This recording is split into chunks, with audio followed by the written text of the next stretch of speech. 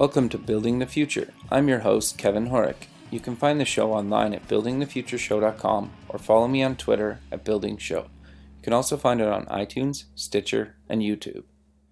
And welcome back. Today on the show, we have Bob Fitz. He's the founder and producer of SupX, the Startup Expo. He's the president of Gold Coast Venture Capital Association and the CEO of Trident Global. Welcome, Bob. How's it going? Great, Kevin. Thanks for having me today. Happy to be on the show. Yeah, thanks for doing this. This is awesome. I've been excited to talk to you since we connected on LinkedIn, I guess a couple of months ago now.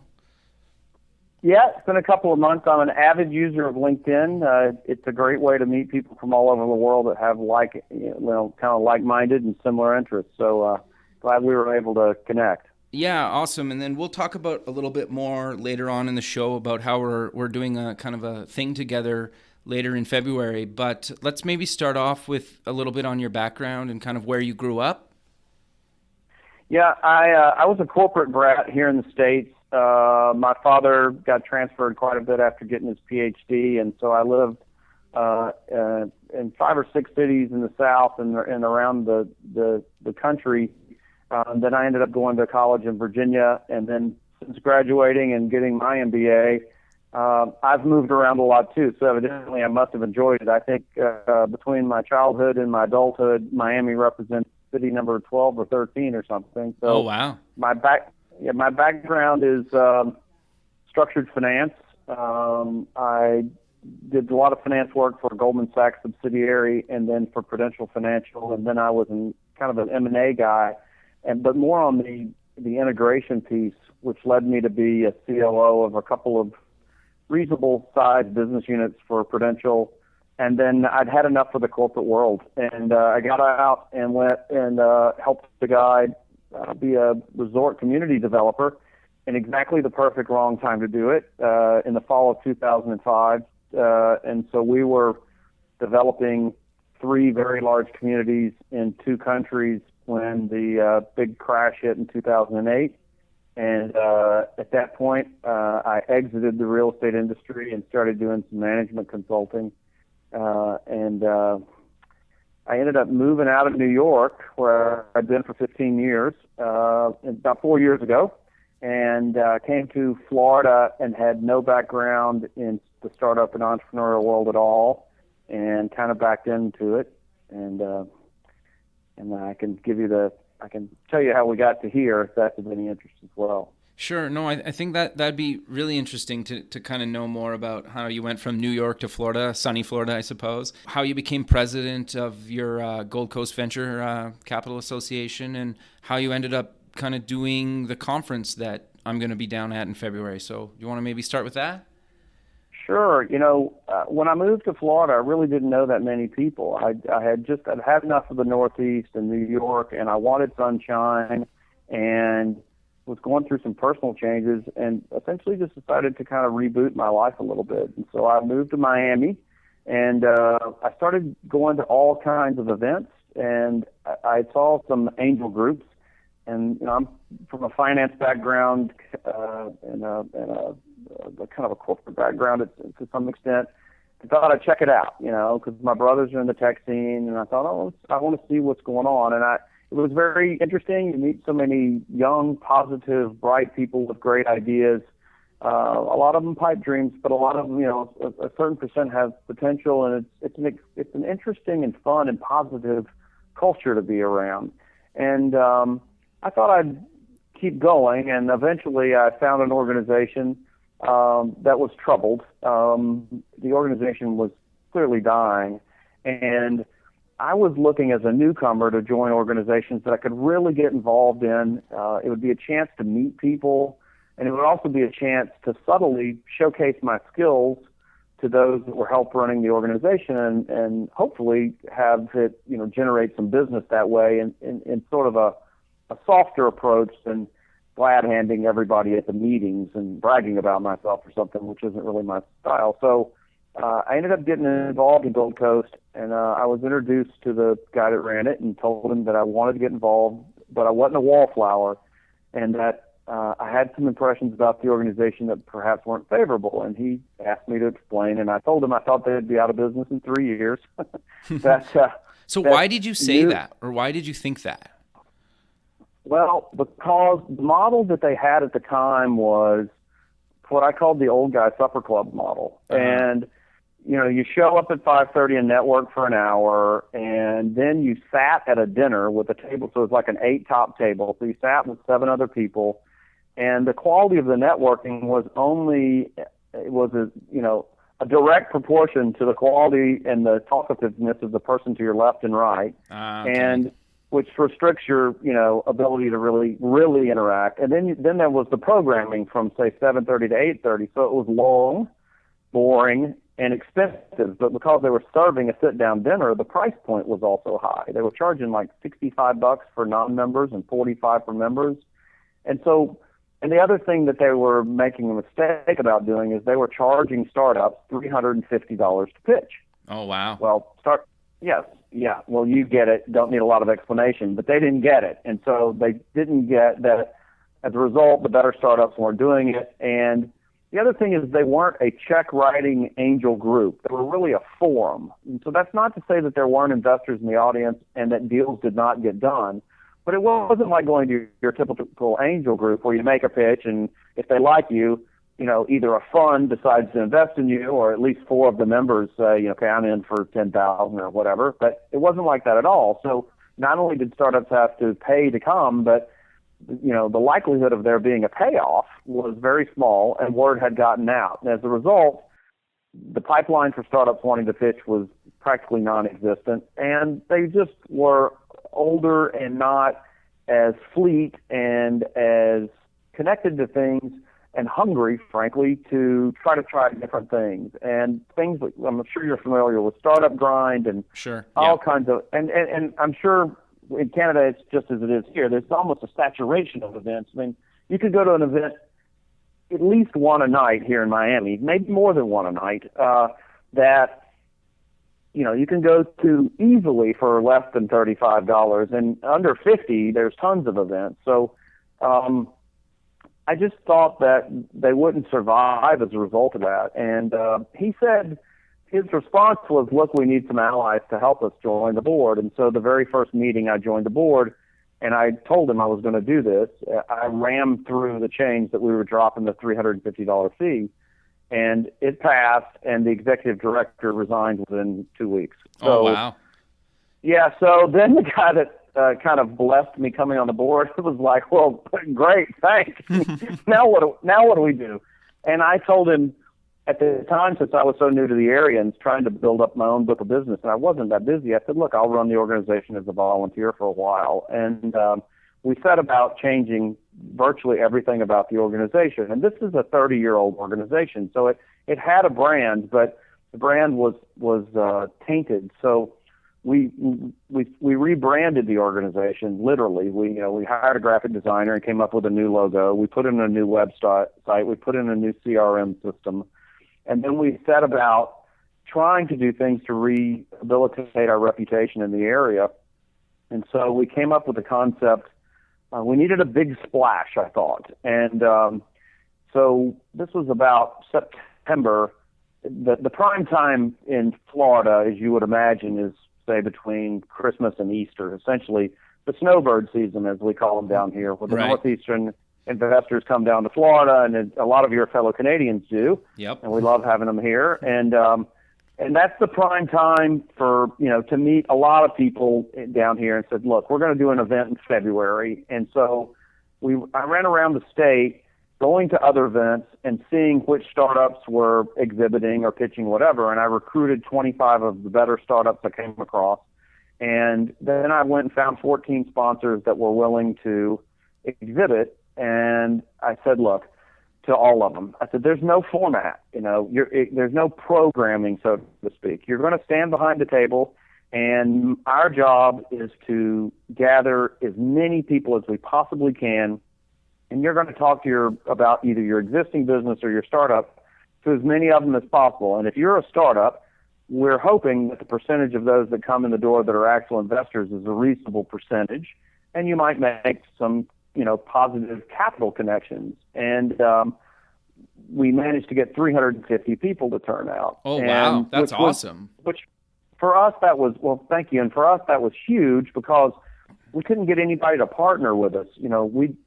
I'll explain the partnership system we use now later, but no other organization really wanted to partner with us because our reputation was so, it wasn't that they were viewed as bad people, obviously not. It was just viewed as a tired organization. So we did that really on our own. And that started to turn the ship around, and people started to pay attention. And then the next thing that we decided to do was just to be more, to clarify our mission and to quit doing pitch events because, as I explained before, we weren't really writing checks. So we started to become an information-oriented organization.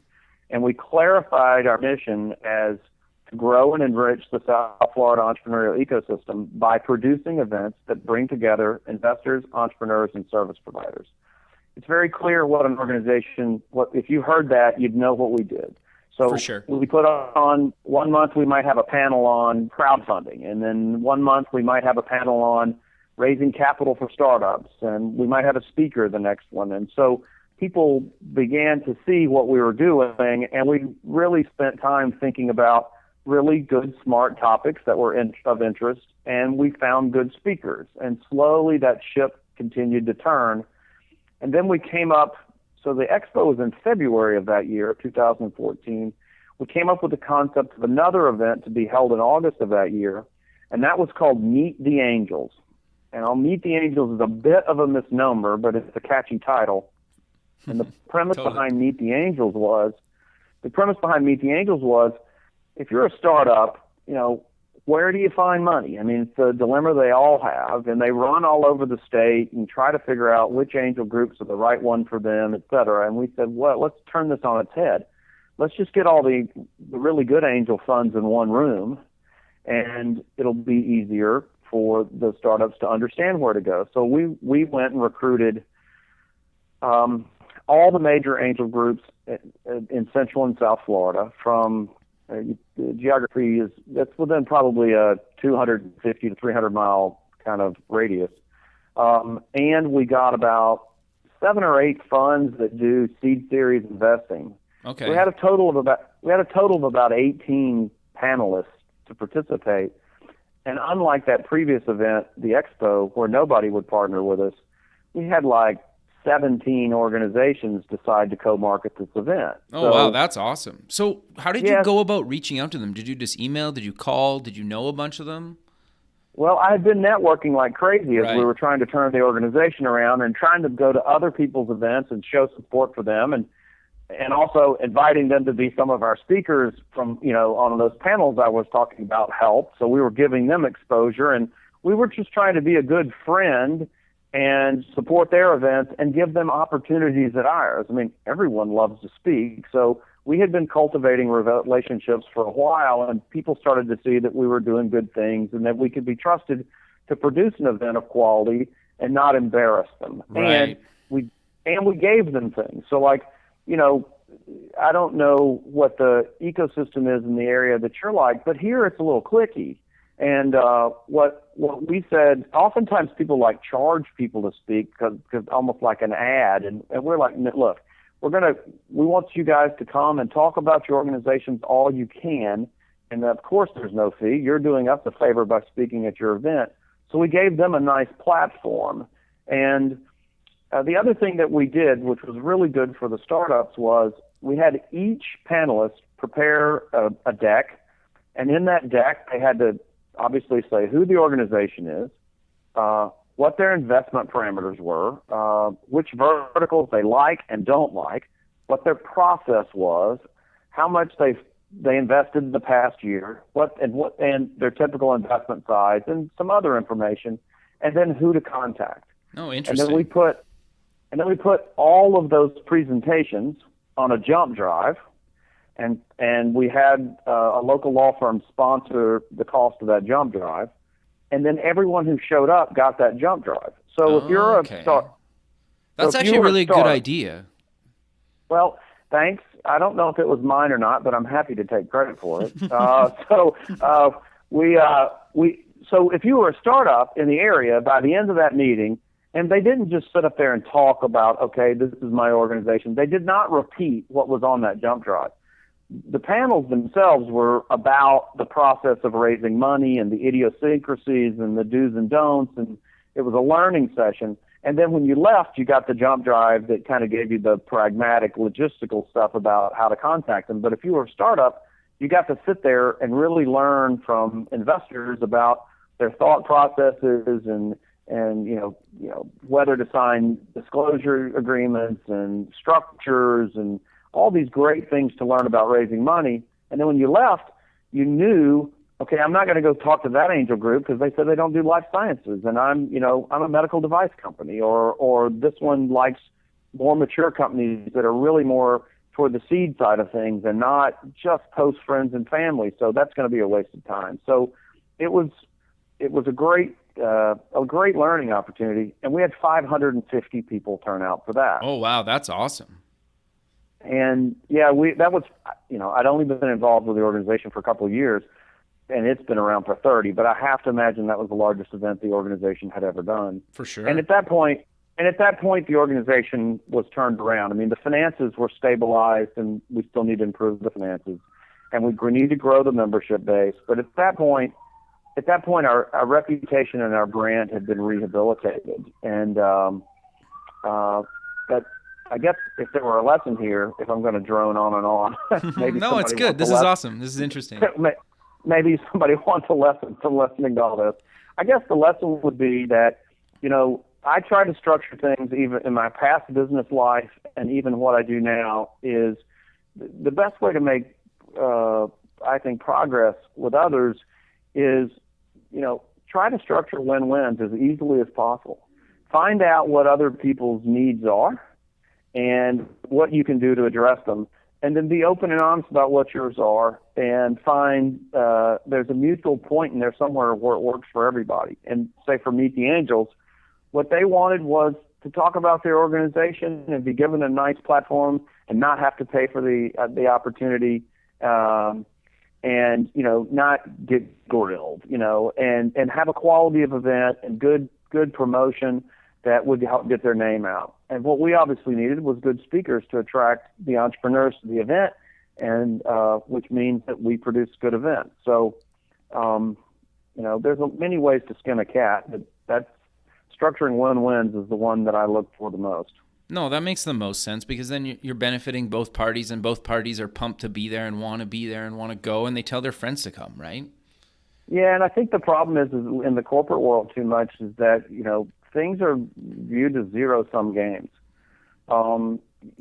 It's perhaps not quite as cynical as watching movies like Wall Street, et cetera, which are somewhat exaggerations, but too often negotiation is viewed as a zero-sum game, and there's certain cultures that you have to haggle. I mean, it's part of. I'm certain it's probably a part of my personality, but for me, I have found over the years that cooperation is a much better way to get to resolution than playing hide the ball. Yeah, no, that makes total sense. Well, and you had asked earlier, so how did that get us to the conference? And so at that point, we realized that we had an ability to produce quality events. We realized that the organization had a good brand, and there was clearly a need. And I had been writing a business plan for an international conference for the startup community. And I'd done research on other conferences, and as we were talking about earlier, Kevin, there's almost a saturation. There's so much enthusiasm, at least in North America, for entrepreneurship, which is awesome. There are events constantly in major metropolitan areas, literally every night, as we were saying. So what would be something different? What would be the something that would stand out? And I had looked at a lot of the conferences, and the really big ones, we have festivals like South by Southwest, which is a lot of things. And in South by Southwest, I don't think a lot of people know this that are younger. I mean, I'm 50, but that started off as a music festival. Totally. I've actually been once. It was a blast. people think of it now as a technology festival, but it started off as a music festival, and it's a technology festival, and it's a film festival. It's a week long. There's like 1 million people there. There's some festivals around the country, as I refer to them, and then there are some really big conferences too. Yeah. And a lot of those tend to be in Silicon Valley in New York, which means almost by definition they're what I refer to as capital conferences. It's really about the raising money aspect of being an entrepreneur. And then, they have a couple of, whales or somebody who does the successful guy talk, as I call it. Right. But it seemed like there was a need for something that was a little more focused. And obviously, there's one benefit that we have here in South Florida is that our winters are amazing. We don't have them. That's what's amazing about them is we don't have a winter. A cold day here in February is like 70. Please don't throw any bombs my way from up north, the Great White North. But so it was obvious when to do something, and that's not totally a differentiator. However, it does make it a rather opportune time to have a conference. But what we've decided to produce was we want to produce the best pre-Series A conference in the world within the next 4 or 5 years, and in North America within the next 2 to 4 years. And so what does pre-Series A mean? Because Series A itself has multiple meanings, even throughout the United States. And so you might even have a third interpretation in Canada. So I guess one way of thinking about it is it's typically, say, sub $3 million in revenue and sub $3 million in capital that's been raised. And that's actually, somebody else might even have another definition. But we want to put on the best, not necessarily the biggest, but it may be, and that would be fine, but the best conference for that community in North America. And so what is that community? The community really has 3 important components. The most important component of that, to me, focus, is the entrepreneur. Right. And providing several things that I think are vital for the entrepreneur. One is outstanding world-class content. Now, it doesn't mean outstanding world-class content isn't necessarily Elon Musk giving us the keynote address, which, by the way, we take. But if you know Elon, have him give me a call. Well, actually, a couple of weeks ago, I interviewed one of the guys, Ryan Scott. He actually invested in Tesla early on, so he does know Elon. But I don't know. Maybe I can reach out to him and see. But you never know. Don't be shy. So I will gladly take the introduction. But so world-class content is critical. We want to give entrepreneurs an excellent opportunity to learn, first of all, And so the first day is really only for the entrepreneurs, even though service providers and investors will be there. Day one is really for the entrepreneur. We start off with a half-day forum for women entrepreneurs and women investors. I think that's awesome. I think that's really lacking in the startup space right now. Yeah, there's clearly a demand for it, and it's not a bunch of superficial happy talk. It's these are important topics taught by successful people who may not have a name as big as we were talking about Elon Musk or Sally Krawcheck or somebody, but these are women that are clearly outstanding in their field, either as entrepreneurs or investors. And so we have a whole forum just for women to start things off. Then there's a break, and in the afternoon we have 3 very intensive workshops for startups on what we think are 3 of the most critical topics that they need to master in order to succeed. One of them, the second one actually, is on raising capital. And I say that first because I sometimes get the impression if entrepreneurs were asked to list what panels do they want to attend, numbers 1 through 10 would be raising capital. And while raising capital is obviously important, I use the analogy, it's gas in the gas tank. The car won't move without it. I think it's overemphasized. And so therefore we have two other topics that we think are equally as important. The first one is how to construct and execute a very good go-to-market strategy. And the point there being, if you can do a much better job of selling whatever product service it is that you are going into business for, because you're not going into business to raise money, you're going into business to do something. If you can sell more of it, then you can either raise more or less money, which is your decision to make, because money has a price, and you can raise it cheaper. Right. And so, how do you go about selling more of your product? And then the second topic is raising capital, and then the third topic is essentially about how to build a team. And building a team is, this is kind of crass terminology, but you can rent, you can buy people, and you can JV them. There's a lot of ways to structure relationships where you plug people into your organization that aren't necessarily employees. And how do you do that? I mean, I think a lot of people know that that's what you can do. They don't know how to do it. Do you need to hire a search firm? That's an option, but there's a cost. And right. So the third workshop is on that, and we talk about also how to structure option agreements and stuff, which is obviously very pertinent to startups. That's a long day.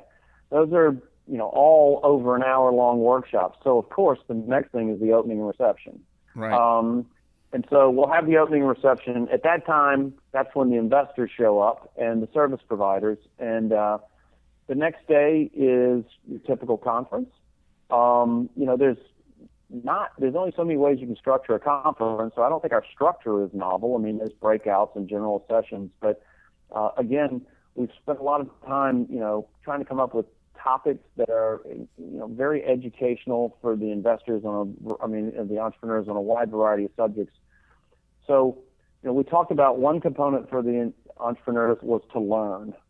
The second opportunity is to connect with others, and there's really two other groups to connect with. There's the one they really want to connect with, which is the investors. Right. And the goal is to have 20 to 25% of the audience be investors. Now, wow, that's really high. That's awesome.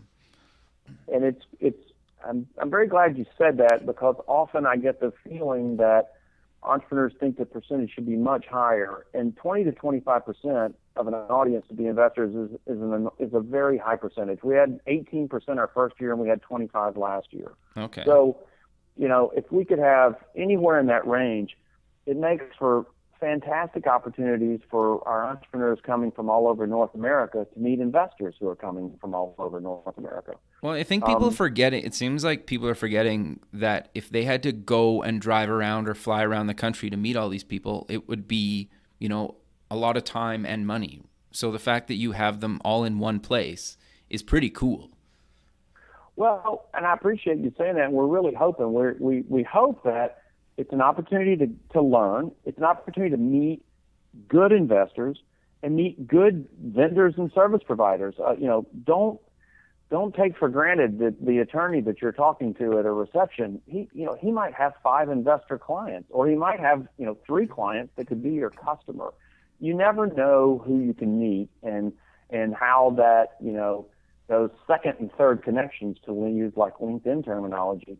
You just never know where those go. And so to be able to bring a concentration of, we think we'll have 1,250 to 1,500 people there from all over the U.S. and Canada primarily, it's a great chance to meet a lot of other great people, whether they be an investor or a service provider or another startup. There's a lot of idea sharing and information sharing and connection sharing. Who do you use for web hosting? How did you go about doing this? Meeting like-minded people that are really intelligent and hungry to be successful as an entrepreneur from all over the continent it's a really awesome experience.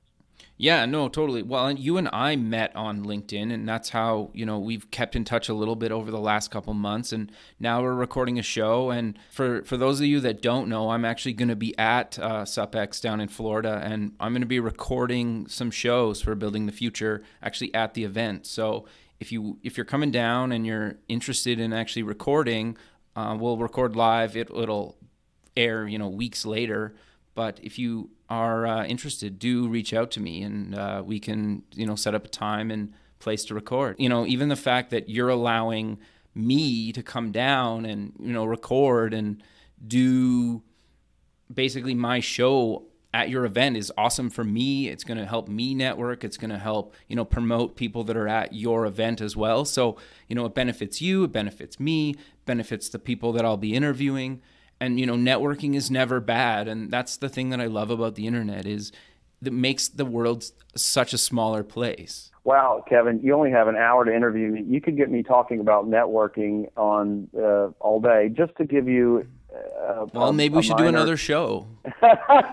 Well, just to give you some insight into what I do, I spend 2 hours every morning on LinkedIn looking for people that share my interests. Really? I think you reached out to me, if I remember correctly. I did. Yeah. I did. Well, I have 16,000 LinkedIn contacts. Okay. Well, I'm just at 11,000, so you're well ahead of me. Well, you have me whipped by Twitter followers by a long shot, but and I don't even want to talk about the comparison there. But my point is that this is how we met, and then we got on the phone one day, and we realized we both shared this passion, and let's get back to the win-win discussion. I need people to help, and to be interested in Supex, and you've got a radio show. Okay, great. Why don't you come down to my conference and interview lots of people and then help get the word out? I mean, everybody wins. Exactly, yeah. The marginal cost of marketing these days can except for your time, which if you're an entrepreneur, obviously time is money, but except for the cost of your time, the marginal cost of marketing can approach zero. Sure. For sure. It's amazing the reach you can have. So anyway, back to the conference. It's a great chance to meet people. The other thing that we have that we think is pretty cool opportunity and a little different is we have a startup competition, which that in and of itself isn't different. We're giving away $50,000 in cash and prizes. Oh wow! But if you purchase a ticket to the event, which you can get a ticket as cheap as $199 if you're willing to buy one now. And if you purchase a ticket to the event, you can apply to our Startup Expo. Well, and we'll probably get 200 to 500 applicants. Okay. 50 of those will be declared semifinalists. Right. Those 50 semifinalists get to exhibit on our exhibit hall floor for free, alongside the corporate sponsors that are paying a minimum of $1,750 to exhibit. So we're giving away a third of our exhibition space to the entrepreneur. And the opportunity for them is obvious in the chance to meet, investors, but again, it's a fantastic chance to meet potential customers and other people. And then another unseen opportunity that I don't think people realize is it's perhaps somewhat painful at times, but you're forced to sit there and practice talking about your business over and over and over and over again to an audience. And most startups need practice. Sure. Pitching is not easy for anyone, but most people's pitches could use some refinement. And so having to talk quickly to a lot of people coming by your booth about your business and giving them your elevator speech to get them to stay there in 20, 30 seconds max, that's a fantastic experience, even if it can be a little nerve-wracking. For sure. So the exhibition opportunity is really the other opportunity. I mean, obviously there's money if you win, but so the three pillars we think that help this be a fantastic experience for the entrepreneurs are, learning, education, connection, networking, and exhibition. The flip side of this coin is the conference is also for investors. Sure. And we're marketing all over North America, but considerably in the northeastern United States and somewhat in San Francisco, to attract that community to come here. And then we have some separate programming for the investors. Okay. That give them an opportunity to network just with other investors. We're obviously going to have a lot of time where we have the investors and the entrepreneurs together, because that's very valuable for both of them. But you have to provide the investors some time just to meet other investors and provide some content for them in terms of breakouts, et cetera, it's really geared more just for them, and we set the conference up to do that. And then your third audience is, service providers who have interest in really the other two communities, and that's probably a third of your audience. Probably 35 to 50% of the audience is entrepreneurs, and then 20 to 25% of the audience will be investors. Right, so right. It's the 2 days. It's a Tuesday and Wednesday, which might seem a little odd if you're in Canada, but the reason is that Monday, February 15th, is a U.S. holiday, President's Day. So it's the first 2 days immediately after that holiday. Right. So, okay. So that's what we now call SoupX, the Startup Expo, and which is an outgrowth of what we started with that local organization here a couple of years. It's grown so well that we've now converted it. We have 75,000 square feet at one of the area convention centers. Oh, wow. And yeah, we have the entire third floor for 2 days. That's awesome. So, and if you guys want more information, it's sup-x.org, and I'll post this online as well with a few other links that you talked about throughout the show. So if you miss it while you're listening, you can reference the website for this. Maybe we should talk a little bit about any kind of keys to succeeding with your startup. You've been involved in this space a long time, and I think you'd have a lot of really good advice for our listeners out there. Well, I have a couple of thoughts. I mean, I know, and I won't start with raising money because I think that's where everybody, as I said before, wants to spend their attention. Look, it's important that you have a good concept, but at least here, we tend to see so many ideas that are good ideas, but there's a difference between a good idea and a business. Right. And too often people mistake the two.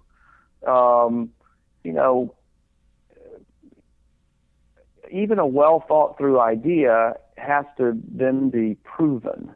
You need some proof of concept, and proof of concept isn't just your family liking it. You need to have come up with a simulation of some sort, a prototype, or and I'm speaking in gross generalities here, but you have to run this by an audience with some kind of statistical relevance that's more than 20 friends and family. And at least you need to do that before you approach the investment community. Right. And too often I see a lot of enthusiasm end up in a mediocre pitch deck that if it somehow makes it to a pitch meeting, it's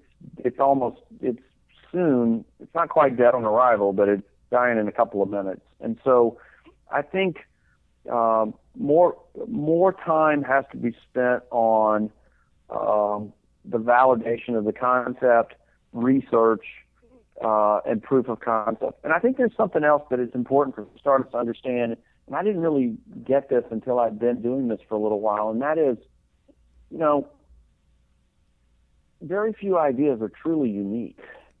Yeah, it makes sense. If you look at the light bulb or the automobile, there's Edison's credited with a light bulb, and somebody's credited with Montgolfier is credited with a hot air balloon, and you could pick all these other examples, but there were really people all over the world in an age where information exchange was poor, all somehow gathering the information that was at their disposal at the time and figuring out formulas and doing lab experiments and trying things, and then basically winning a race, unbeknownst to them that they were probably in a race to begin with. And now we look back at 100 years or 200 years, depending on the invention, and we look at that and think that someone invented that. Well, they did invent that. What they really did was invent a race. And my point is that it's not likely that your idea is unique, and not unlike at all, the age of invention in the 17 and 1800s and the turn of the 20th century, where information exchange was poor. There's an opacity that exists in the startup world. A guy with a startup in Atlanta, where the show's being broadcast, or Vancouver, or New York, or Miami, where I am, have no idea what the startup in any of those other cities is doing. And yeah, fair. Oftentimes I find I'll meet some bright person at an event who's got a great idea and they want to talk about raising money, and I will know 2 or 3 other people just in this market who have the same idea, and one of them is 19 months further along, and one of them is 7 months further along than this person. So I think so my point of saying that is it's a concept to keep in mind, to temper, not to temper one's enthusiasm, because you never want to do that in the entrepreneurship space. That is almost the core concept of entrepreneurship is idealism and enthusiasm. But it does add a dose of reality, and it does beg you to prove your concept a little more intelligently before completely moving forward and before approaching the investment community. And do you also think then that allows them to maybe pivot sooner than later? Yeah, and pivoting is important. You'll do it multiple times. I just think that the more, when you're out getting proof of concept, you're constantly getting feedback. You're adjusting, you're doing not complete pivots, but you're taking slight modulations. You're getting information from your market or the constituents. The stakeholders are all giving you feedback to ferret through and to filter and determine what's valid. I mean, obviously, any startup who's listening to this knows this. You get way more advice than you really would like. Sure. And you have to kind of sort through. And it's very hard to decide if the messages that you're being told are the right ones. Which ones you should heed. And most entrepreneurs, like myself, have a feeling into their bones that what they're doing is right. And it's hard once you get to that point, when it's in your bones, it's very hard not to keep down your path. And there's no right answer of when to pivot and when not to pivot. But validation early is huge. And so you're asking for other lessons. So that was one.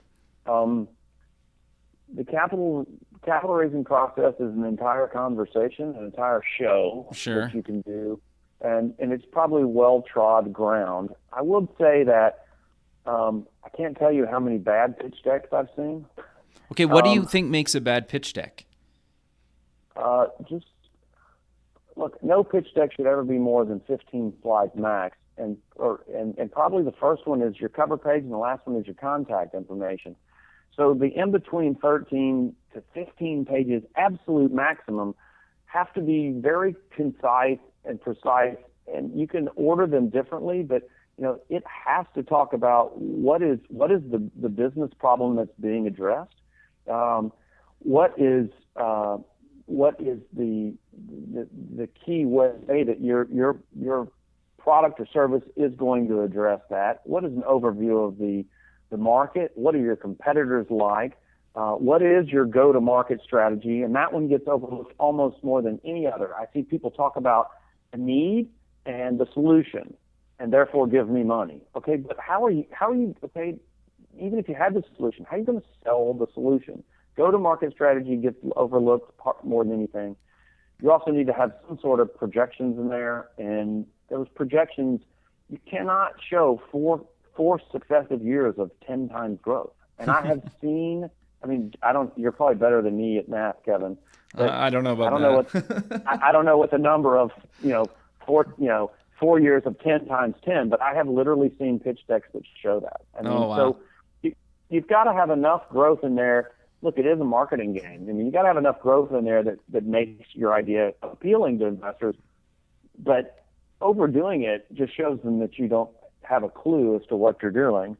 So there's some elements, and I'm probably forgetting a couple. And you can do research. You can find articles on Google and YouTube videos, etc., on how to construct a good deck. But there's key topics that have to be addressed, and they need to be. And too often the go-to-market piece is glossed over. And the other thing that I would say about, and this gets back to our topics that we're having at our conference.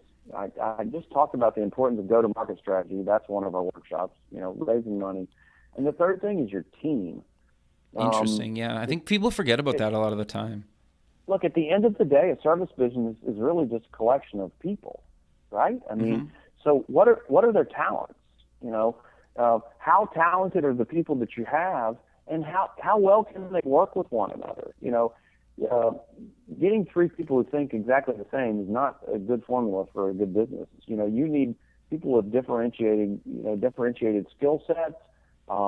If they've done it together before, that's hugely powerful. That's very rare, but constructing that team is vital. And before you go to investors, if you don't have an incredibly well thought through idea that is very novel and the idea almost sells itself, which is not very often, by the way, you better have that team page mapped out pretty well. You know, it's you know, there needs 3 or 4 of those seats need to be occupied. You know, a good advisory board's always very helpful. Do you have any tips on how you get one, or kind of when you should get an advisory board? Well, is it too when is too early? I guess is the big thing that I'm curious about. I don't know that there are hard and fast rules for a lot of this. You know, I think there's no one approach to success. There's no one way to do anything. A lot of advisory growths are natural, advisory boards, are natural outgrowths of existing relationships. And so, you know, the sooner you can get somebody with a different perspective, it's not necessarily your dad, unless your dad's willing to be like pretty doggone frank with you. You know, the sooner you can get someone with some expertise in your product, in the process of being a startup, in who has experience in raising capital. I mean, there's all kinds of people you can put on an advisory board that each could provide a different expertise. The sooner you can get any of them to be representing you or advising you, particularly for free, the better.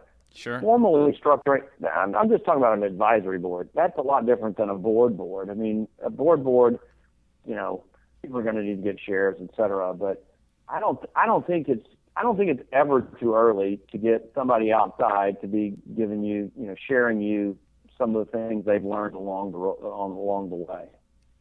No, that makes a lot of sense to me. One other thing that I was going to ask you, what about accelerators or incubators? Do you think that's a good place to, you know, maybe try to grow your startup or your idea? It is.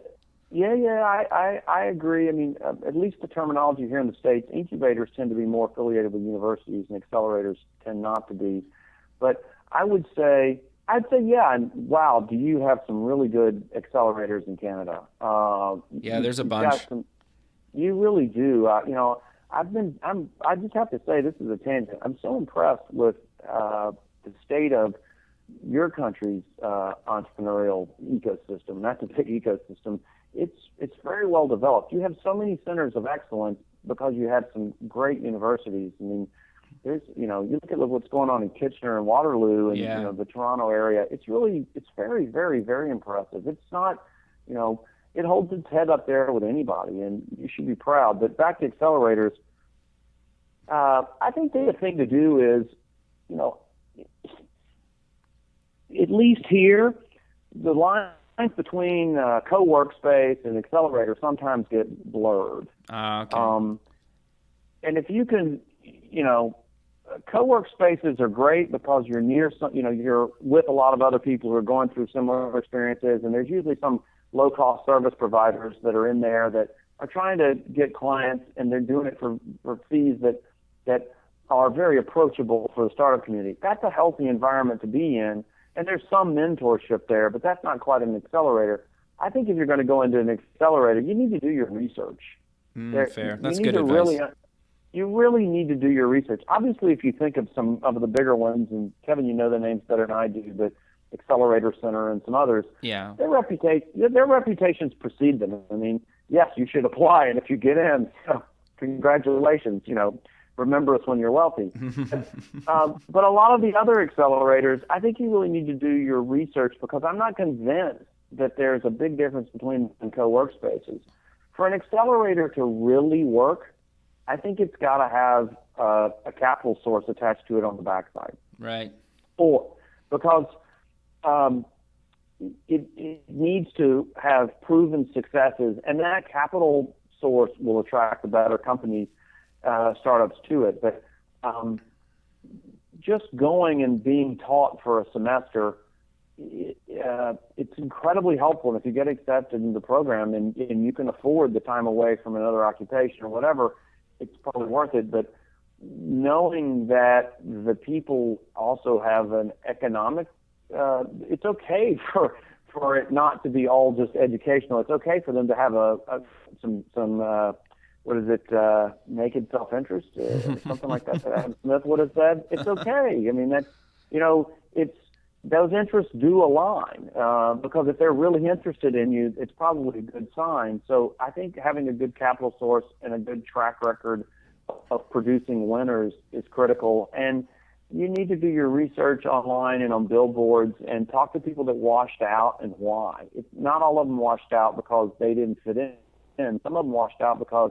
they probably thought, this particular place might not be worth it. But I wouldn't disparage them. All I'm saying is that it's like anything else. Do your research. That's great advice. This has been awesome. I wish we had more time with you. I really do. But I only have an hour radio slot, and it's been pretty much an hour. So I'm going to have to maybe let you go for now. But I think you touched on a bunch of things that would actually make another really good show. And I think maybe later in the year or early next year, maybe closer to the time that you're running your conference, maybe we do another one and we dive a little bit deeper into some of these other topics. Look, the pleasure has been mine. I appreciate you giving us the opportunity to talk about Supex and to talk about startups and entrepreneurship, which is a passion of mine. And, if I could ever be of help by talking on another topic, it's obvious that one of my favorite sounds in the world is my own voice. So have me back on. No, well, thanks again. This has been awesome. And yeah, I'll post all the links to all the stuff you're working on in your Twitter and Facebook and LinkedIn and whatnot. People can check that out online and hopefully to see some of you in Florida in February. Thanks again, Bob, and we'll be in touch soon. Thank you. It's been my pleasure. Thanks for listening. You can visit past shows at buildingthefutureshow.com. If you're going to the Startup Expo on February 16th and 17th in Fort Lauderdale, Florida, and want to record an episode, please contact me. The music for the show is by Electric Mantra. Check them out at electricmantra.com. Until next time, keep building the future.